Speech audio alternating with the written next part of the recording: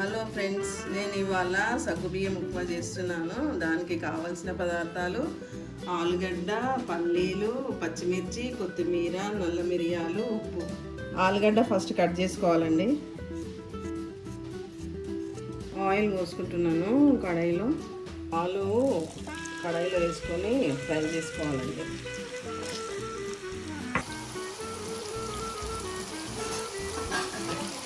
ఆలుగడ్డ బ్రౌన్ అయిపోయినాయండి, ఇప్పుడు తీసేసుకోవాలి. పల్లీలు కచ్చా పచ్చా దంచుకోవాలండి. ఇప్పుడు దంచిన తర్వాత కొంచెం నూనెలు వేసుకొని వేపుకోవాలి.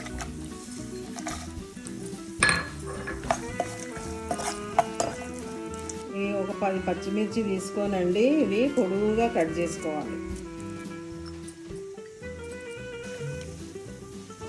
పల్లీలు వేగినాయండి, తీసేస్తున్నాను. ఇప్పుడు నూనెలో పచ్చిమిర్చి వేసుకోవాలి. పచ్చిమిర్చిలో ఉప్పు వేసుకుంటున్నాను. ఇప్పుడు పల్లీలు వేయించుకున్నవి ఇంకా ఆలు రెండు పచ్చిమిర్చిలో వేసేయాలండి. ఇప్పుడు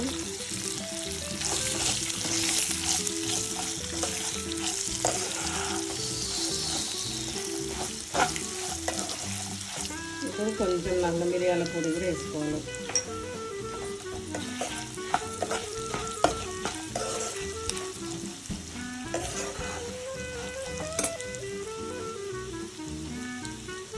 రాత్రి నానబెట్టుకున్న సగ్గుబియ్యం అండి, ఇవి ఇప్పుడు వేసుకోవాలి.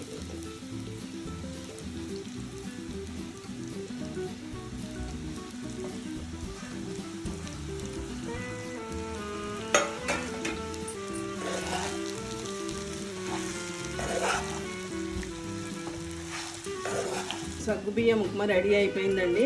లాస్ట్కు కొత్తిమీర వేసి దింపేసేయాలండి.